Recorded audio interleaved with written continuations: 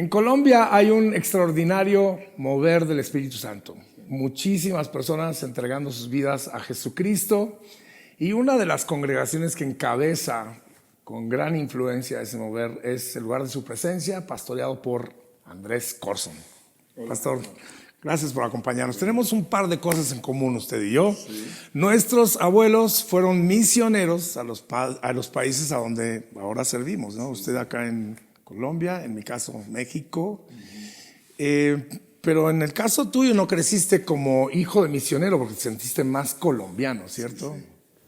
Sí, mi abuelito vino en 1933, mi mamá nació aquí, ella después volvió a Australia, pero siempre ella se cree totalmente colombiana y yo creo que por eso me siento más colombiano que cualquiera. Volvimos, o ella después de 15 años en Australia volvió con mi papá. Y yo tendría 4 años ya. ¿Y tu mamá al pie del cañón ahí todavía? Ella con 80 años sirviendo, ella llega a las 8 de la mañana a trabajar, se va a las 7, 8 y le digo, mamá, vete, no, pero ¿qué hago en la casa? Sí. Había algo en esa generación de nuestros papás, sí, de nuestros abuelos que tenían un fierro en la espalda, ¿no? Que los hacía llevar el evangelio a lugares recónditos del mundo. Sí, mi abuelito hasta que murió también hizo lo mismo. Yo creo que eso está en mi mamá y también está en mí. ¿A qué edad conoces que tienes el llamado a pastorear, a ser líder en la obra del Señor? Desde los 11, 12 años yo me sentaba en la última silla de la iglesia y pensaba, si yo fuera ese predicador, yo lo predicaría así. Ya analizando y crítica. Sí, ya tratando de ser una iglesia que me gustara a mí y que pudiese traer a mis amigos. Entonces, desde muy chiquito, pero yo no quería servir a Dios, yo no quería ser pastor, yo quería hacer plata para sostener a la iglesia.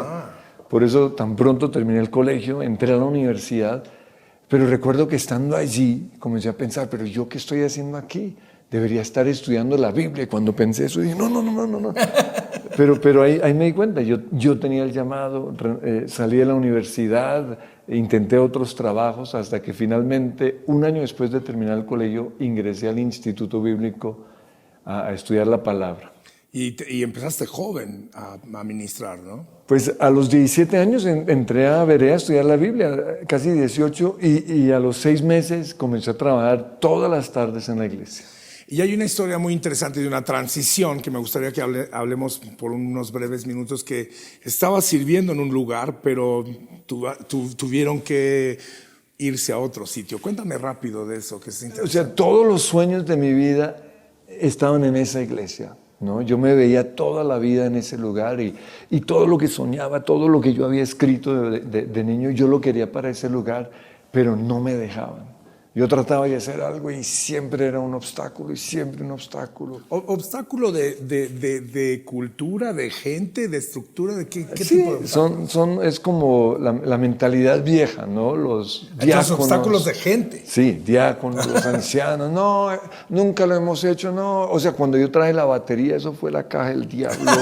Cuando traje. Sí. Entonces eso también lo tenemos en común. Bueno, sí, wow. Sí. Y sin embargo después lo aceptaron, pero yo predicaba un fin de semana y el otro fin de semana me contradecían, decían, eso es para los jóvenes, pero nuestra generación, eso es saltar y alzar las manos, y era como luchando en contra de la corriente. Y yo creo que lo que Dios tenía a través de mí era para esa iglesia, pero como ellos no quisieron, Dios dijo, no, nos vamos. Y Dios fue el que rompió esa ligadura y fue durísimo, tanto para mí como para mi familia. Pastor, ¿cuántas veces ha pasado, ¿no? Donde Dios tiene un plan, pero nosotros nos interponemos y se seca todo? Claro. Pues Hechos 1:8 dice, recibirán poder y me serán testigos en Judea, Jerusalén, todo el mundo. Y ese es el sueño de Dios, ganar el mundo. Pero luego hay otro versículo y es Hechos 8:1. Y muestra que porque la iglesia se estancó, Dios tuvo que traer algo como una revolución ahí. Ya no recuerdo exactamente el versículo, pero yo creo eso, que si nosotros no tenemos una visión amplia, Dios tiene que traer algo que va, lo llamamos división, pero Dios lo llama multiplicación. Y ustedes entonces empiezan lo que ahora se conoce como el lugar de su presencia, con una visión muy clara en adoración, en alabanza, en la palabra. Eso también lo tenemos en común el pastor Andrés y yo, es que los dos somos directores de alabanza. Sí, Tú sí. sigues siéndolo, ¿no? Sí. También. No, pues de vez en cuando me dejan, pero con estos músicos tan buenos ya apenas. Tienes un equipo de músicos extraordinarios, Sí, sí. la verdad, y directores de alabanza. Ahora, háblame un poquito acerca de lo que es pastorear una congregación tan enorme, pero siempre mantener en vista de que las masas son comprendidas por individuos. ¿Cómo hacemos una iglesia enorme llegarle a ese individuo? ¿Cómo se organizan ustedes para eso? Pues cuando iniciamos la iglesia, desde la primera semana, Dios nos puso el sentir de que teníamos que tener células, lo llaman grupos de conexión o como quiera, y fue un libro de Robert Coleman, que fue el que asesoró durante años a Billy Graham. Incluso él ahí en su libro, se me olvida el título, pero él dice, una vez le pregunté a Billy Graham, si usted iniciara otra vez, ¿qué haría? ¿Y qué cambios haría? ¿O qué cosas no haría? Y él dijo, yo no llenaría estadios. Oh, wow. Y fue Billy Graham el que lo dijo. Digo, El que llenó todos los estadios del mundo entero. Digo, en vez de eso, yo me dedicaría a unos pocos, así como lo hizo Jesús. Qué interesante. E invertiría en ellos para que ellos se multipliquen en otros. El plan supremo de evangelización, ese es el nombre del libro. Y entonces cuando se organizaron desde el día 1, Pues ¿organizaron no fue alrededor así. de ese concepto? ¿O? Ese fue el deseo, pero no sabía cómo hacerlo. Entonces teníamos grupos, era iglesia con grupos, y no podíamos. Y ya cuando la iglesia comenzó a crecer, recuerdo que ya teníamos 700 personas, yo dije, no, pues ya para qué, sigamos así. Pero Dios nos habló de una forma muy clara y nos dijo que, y fue una visión. Y en esta visión yo recuerdo que yo veía miles y miles de personas en las calles de Bogotá queriendo entrar a las iglesias. Y yo decía, pero ¿por qué no entran? Y Dios me mostró lo que estaba sucediendo. Él era el que tenía las manos en las puertas de las iglesias. Y le dije, pero ¿por qué no los dejas entrar? Dice, es que si se entra la gente a las iglesias, se me van a estancar. ¿Por qué? Porque eran iglesias con mentalidad de estanque, o sea, de añadir, pero no de multiplicar. Y ahí entendí por qué nuestra iglesia tenía que ser una iglesia celular, pero células no es tener grupos, células es discipular. El gran secreto es discipular. Cuéntanos un poquito sobre tu rutina como pastor, comunicador. Eres un gran comunicador. Una de las cosas que admiramos de tu comunicación es tu humor y tu habilidad o permiso de ser vulnerable. Cuentas historias chistosas de ti mismo, la gente se ríe de ti. ¿Cómo desenvuelves tu trabajo como comunicador? ¿Lo estudias? ¿Estudias otros comunicadores? ¿Qué haces para...?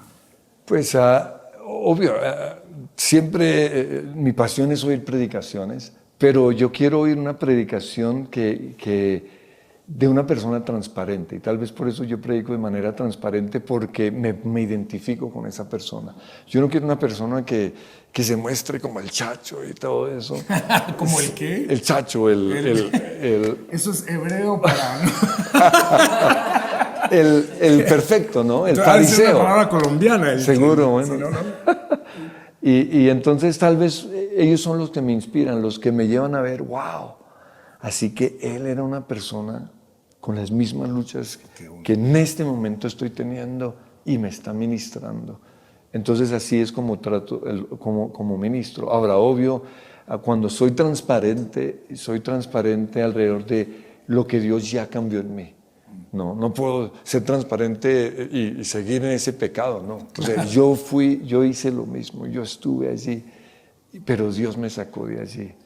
Ayúdanos en los próximos minutos que nos quedan de ayudar a las personas a tener una mentalidad de visión más amplia. ¿Qué pasó adentro de ti y de Rocío para tener la visión de esta situación donde había gente que estaba luchando en contra de una gran visión, pero ustedes supieron romper eso y tener visión grande? ¿Cómo les ayudamos a las personas a poder soñar en grande y a organizarse para alcanzar esos? Pues un lugar en donde Dios rompió eso en mí fue en la oración. Desde que iniciamos la iglesia, Dios dijo que tenía que ser una iglesia de oración. Y yo pensé, te vas a tirar la iglesia, porque para mí lo más aburrido en la iglesia, lo que yo menos quería era la oración. Pero lo bueno es que yo ya había aprendido a orar 1 hora todos los días, ¿no? Y ya tenía la disciplina, y Dios simplemente me dijo, llévalo a la iglesia. Entonces lo establecimos martes y jueves a las 6 de la mañana. Pero yo recuerdo que le dije de comienzo a la nueva iglesia que eran 12 personas, y de esos 12, 8 era mi familia. Entonces la verdad no era... Público cautivo. Sí. Entonces les dije, al comienzo pues fueron 8, luego 6, luego 3, luego 2. Y recuerdo que una mañana no fue nadie. Y a mí me dio rabia porque pues, le dije, Señor, aquí estoy teniendo la oración. Y no vino nadie, pero dijo, en todo caso, hazlo. Y esa mañana, esa mañana empecé a orar y Dios me mostró un muro alrededor de mí que impedía el avance. Eran mis fortalezas mentales. Y en oración yo vi que ese muro cayó.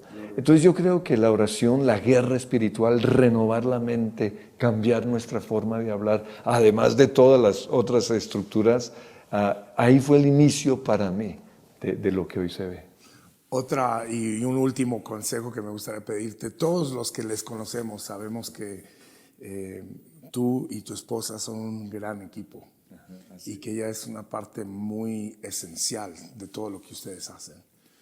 Anima a los pastores a cómo podemos tener esa clase de relación tan estrecha que tienen tú y Rocío. ¿Cómo trabajan ustedes eso? Porque ha de ser complicado con tantas cosas, mucha agenda, mucho trabajo, pero ustedes se mantienen muy cerca. Sí, a veces tuvimos conflictos duros, ¿no? Es normal en los matrimonios, ¿no? Pero aprendimos a manejarlo, y yo lo veo de la siguiente manera: yo soy el visionario, yo soy el capitán, yo digo, nos vamos para Hawái, y mi esposa es la que se asegura de que el barco llegue a Hawái. Entonces es saber, los dos tenemos nuestro lugar, ella honra mi lugar y yo honro el de ella, porque yo sé que sin ella no puedo hacerlo. Entonces, un ejemplo, su presencia aquí, que es la iglesia de los niños, en este momento tiene 6,000 niños, pero ¿cómo llegamos a hacer no solo la cantidad de niños, sino que fuese un lugar espectacular? Que yo le dije, yo quiero hacer esto. Entonces ella, así como estaba escribiendo la canción ahorita, bueno, ¿cómo quieres que sea la iglesia? Dije, quiero que haya alabanza, pero que sea cortica, que sea espectacular. Quiero que haya obra de teatro. Quiero que la enseñanza de la Biblia sea de solo 7 minutos, porque los niños no ponen atención. Quiero que se haga tarea. Y lo último que quiero es que al final reciban unas onces. Y esto fue porque... Once. Es palabra colombiana que significa refrigerio. Bueno, o pasaboca o refrigerio. Entonces, ¿por qué? Porque yo tengo un recuerdo de cuando tenía 11 años en Australia, en una iglesia me dieron un juguito y unas galletas. Y eso fue como, wow, en la casa de Dios me dieron eso. Entonces, eso quedó incluido. Y hoy, imagínense, 6,000 paletas, damos helados, paletas. Sí. Pero para los niños muestra que la iglesia es algo chévere. Entonces, mi esposa tomó todo eso y se reunió con su equipo y lo organizaron. Los admiramos mucho. Admiro la amistad que tienen tú y Rocío, que se nota que son grandes amigos. Admiramos lo que Dios está haciendo en el lugar de su presencia. Gracias por tu ejemplo, por tu fidelidad y por tu amistad. Bueno, Marco, gracias. Andrés Corzo, muchas gracias. Qué bendición.